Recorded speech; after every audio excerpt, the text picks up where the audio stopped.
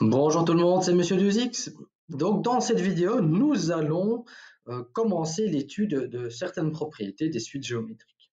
Dans cette vidéo, nous allons nous focaliser sur la représentation graphique d'une suite géométrique. Alors, en fait, il y a 4 possibilités. Et il n'y a que ces 4 possibilités-là pour une suite géométrique. Et comme vous allez le constater, tout va dépendre de la valeur de la raison et de votre terme initial, surtout de son signe. Alors voici la propriété. C'est quelque chose qui est totalement nouveau. Donc, le graphique, la représentation graphique d'une suite géométrique, eh bien, comme vous pouvez le lire, ce sera donc un ensemble de points qui est situé sur un graphique particulier, sur une courbe représentative particulière et qu'on appelle courbe exponentielle. Alors, ce mot-là, vous l'avez entendu assez souvent ces derniers temps, dû à cette pandémie du Covid. Alors, cette notion de courbe exponentielle, elle est étudiée plus en détail en terminale ou bien en 6e secondaire. Donc, ce qu'on va juste faire, c'est je vais donner 4 exemples après de suites géométriques et représentant l'un des 4 comportements possibles. Et vous aurez une idée de à quoi ressemble cette courbe. Et donc, comme stipulé tout à l'heure, il y a donc 4 situations possibles et à chaque fois, les points issus d'une suite géométrique sont donc situés, positionnés sur une courbe dite exponentielle.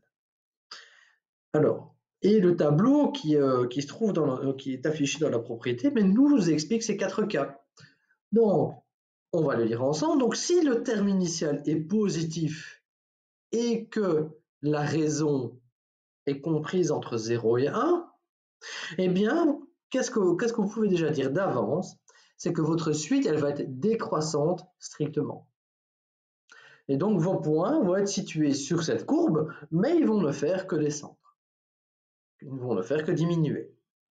Dans le cas où la raison, elle est strictement plus grande que 1, eh bien, votre courbe, vos points vont ne faire qu'augmenter. Les valeurs situées, plus vous avancez dans les positions, plus les valeurs vont augmenter, tout en restant situé, tout en étant situé sur cette courbe exponentielle.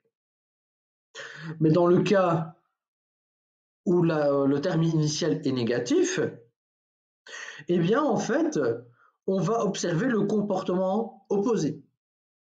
Lorsque la raison est comprise entre 0 et 1, on observera une croissance stricte. Et lorsque la raison est strictement plus grande que 1, on observera une décroissance stricte. Alors, on va afficher 4 exemples. On ne démontre pas cette propriété parce qu'elle est assez compliquée à démontrer. On expose 4 exemples. Donc, voici ces 4 exemples. Et en pointillé, pour chacun de ces cas, vous remarquez ici en pointilleux cette fameuse courbe exponentielle. Alors, elle ne se ressemble pas du tout. Hein. Vous avez 4 possibilités, 4 situations possibles. Vous aurez des comportements des comportements différents. Les courbes exponentielles ne seront pas toujours les mêmes. Tout dépendra des caractéristiques de votre raison et de votre terme initial. Et donc, vous remarquez cette allure un peu. Donc, dans le cas ici où votre raison est plus grande que 1 et votre terme initial est positif, vous remarquez que les points deviennent de plus en plus grands et ils sont tous situés sur cette courbe en pointillé. Et en quelque sorte, c'est un peu logique que les points ne font qu'augmenter, les valeurs ne font qu'augmenter. Pourquoi? Vous commencez au départ avec une valeur qui est positive. Vous savez qu'une suite géométrique, c'est quoi l'idée? C'est de multiplier à chaque fois par un même nombre. Si vous avez un nombre si vous multipliez par un nombre qui est plus grand que 1, imaginez que vous doublez, par exemple, à chaque étape. On va prendre un exemple. Prenez le terme initial valant 1 et puis doublez à chaque fois. Que se passe-t-il? Eh bien, vous avez 1, vous avez 2, vous avez 4, vous avez 8, vous avez 16, et donc vos valeurs ne font en effet qu'augmenter. Et ce qui est encore plus intéressant, et ce qui est observable au niveau du graphique, vous remarquez que l'écart ici les écarts entre deux étapes successives ne sont pas forcément bien visibles, mais après, plus on s'éloigne, plus l'écart entre deux points devient de plus en plus grand. Alors, on peut effectuer les mêmes constatations dans le cas où le terme initial est négatif. Sauf que là, si on commence avec un nombre qui est négatif, vous considérez une raison qui est positive. Donc, vous commencez avec un nombre négatif et à chaque étape, vous allez multiplier par un nombre positif. Bien, de nouveau, prenez un exemple. Commencez avec moins 1 et multipliez par 2 à chaque fois. Donc, vous avez moins 1, vous faites fois 2, vous avez moins 2, moins 4, moins 8, moins 16, etc., etc. Et donc, de nouveau, il est logique que les points deviennent de plus en plus petits, qu'on observe une chute. Et vu que notre raison est plus grande que 1, il est aussi logique de constater qu'ici au départ, l'écart n'est pas très visible, mais plus on avance dans les positions, plus l'écart entre les valeurs, on le remarque aussi au niveau de notre courbe, devient de plus en plus grand. Alors dans le cas où notre raison est comprise entre 0 et 1, donc ça veut dire qu'on va diviser notre terminé, on commence à T0 et on va diviser à chaque étape. Là, à ce moment-là, on va observer le comportement opposé de ce qu'on a observé ici à chaque fois. Donc, par exemple, là, on a remarqué des valeurs qui croissaient, et ici, les valeurs ne font que décroître.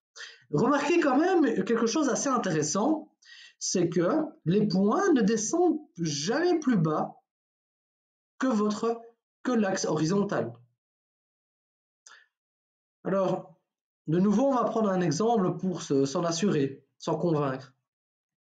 Considérez par exemple commencer à 1 comme terme initial. Et puis, vous faites fois 1,5. Donc, fois 1,5, mais à l'étape 1, ça fait 1,5. À l'étape suivante, ça fait 1/4, 1/8, 1/16, 1/32, etc., etc. Donc, vos valeurs deviennent de plus en plus petites, mais elles restent toujours positives et plus grandes que 0. On remarque plus précisément, ok, elles deviennent de plus en plus petites, elles restent positives, mais si je continue vers la droite, si je prends des positions de plus en plus grandes, on remarquera, ça ce sera pour plus tard, on remarquera que la suite de nombres se rapproche vraiment très près de l'axe horizontal. Même chose ici, je vous laisse l'interprétation de ce graphique en exercice. Donc voilà, j'espère que vous avez bien aimé cette vidéo, que vous avez compris que les suites géométriques admettent sont représentées, sont situées sur une courbe assez particulière. Elle est tellement particulière qu'il y a un chapitre qui lui est consacré en terminale ou bien en 6e secondaire. Donc sur ce, je vous souhaite un très bon après-midi et je vous dis à très bientôt. Au revoir.